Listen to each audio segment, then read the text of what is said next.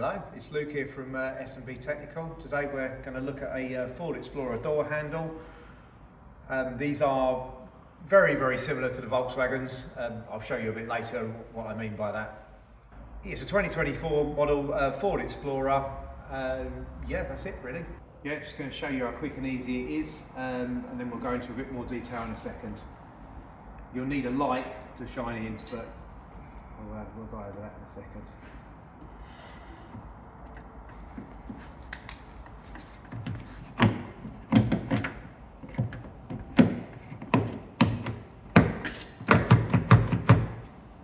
Right, we'll talk you through how to do it. It's take out this little rubber bung here, and then this is the awkward bit because they've made the hole only just big enough.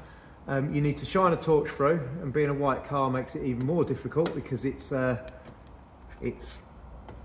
reflecting back. You push it through, and there's a definite sort of click. You can feel like it pushing and springing back like a spring. You push that in. I'll move the door so it's shut a little bit more there for you. And then as you push it in, you pull the handle out, which then releases the handle. Being careful, pull the handle forward. Actually, on this model, it's given us a lot more wire. Normally, they give you like the tiniest little piece. With the wire, you've got a blue connector plug here. You just pull that back, and then there's down in here, I find it's a lot easier. You can actually do it with a blue connector plug, but if you get yourself a little flathead screwdriver, you can just pop the thing out, and that pulls the wire. Again, if you're doing it just to change your handle, I would tape the wire to the door somewhere. Last thing you want is it falling in here, because if it falls in, you're going to be taking the door card off and making the job a million times harder than it needs to be.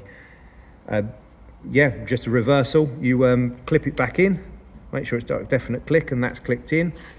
With this piece, you just want to make sure that it glides in nicely, and then you've got a nice movement. If you force this bit, you can break the handle, dent the door, or break the wiring, none of which you want to be doing.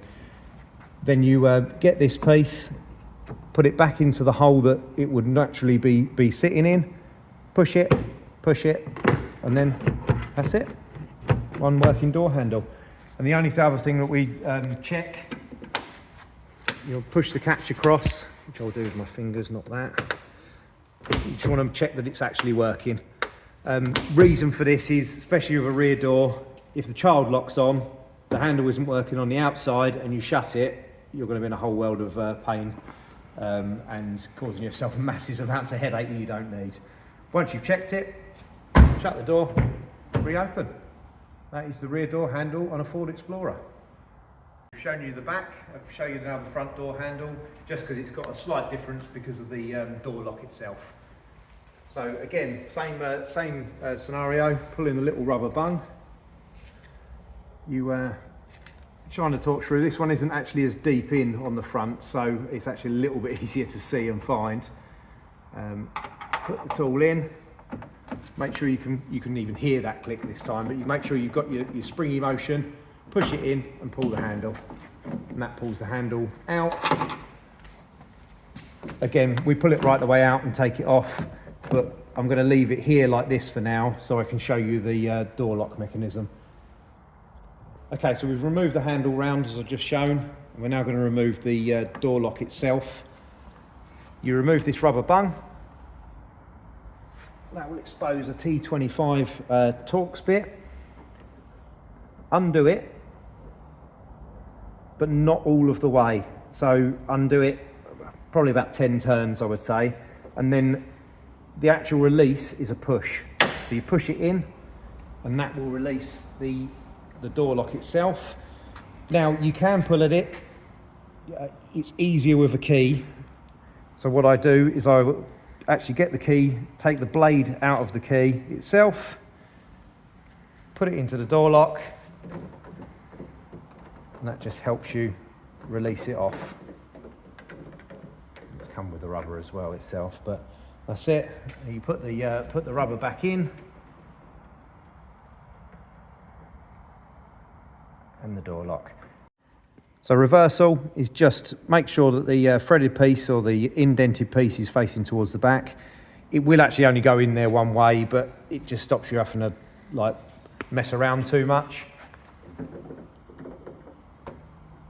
Sometimes this rubber can be a bit tricky, but yeah, just make sure the rubber's pushed, pull it back out the way.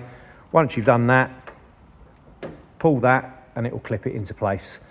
And then it's remove the key blade, do back up the torque.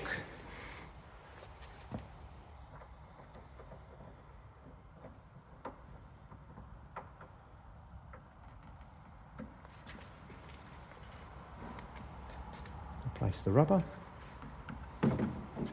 Make sure you guide your door handle back in. Again, this is a little bit more tricky because you've got the lock in the way, so it's just a case of nothing should feel like it's forced. It should all go in nice and easy. So if you feel like you're having to push too hard, it's wrong.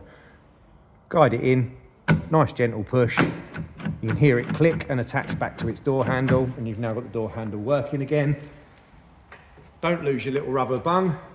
That can go in last.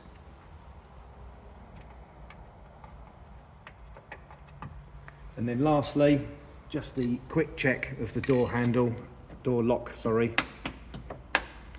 Just making sure the handle mechanism is actually unlocking the lock. You haven't got a child lock on the front, but it's still a pain if it doesn't work. It's just easier to make sure it works before you shut it. And then there you go. So these are the tools you need. It's quite nice to only have a small selection of tools needed for a job. Torx bit. Flat-headed screwdriver. Again, it's not 100% needed, but makes that job so much easier with the wiring.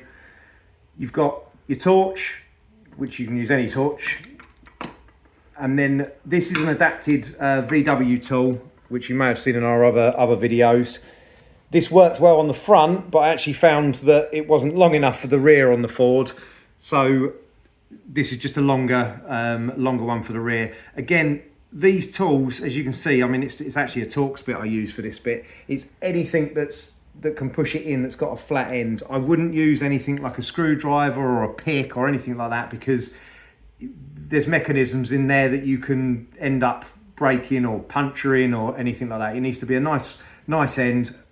I wouldn't even use a flat-headed screwdriver, something with a nice flat end on it, so that it's a proper purchase to the lock. And lastly, the key.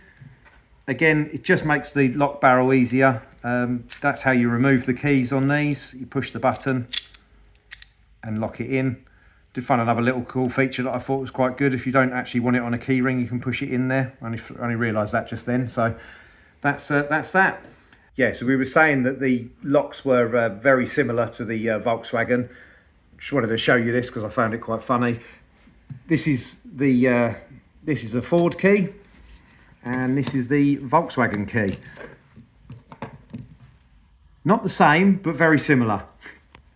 So this is how to do a rear and front door handle on a 2024 Ford Explorer. Thank you for watching.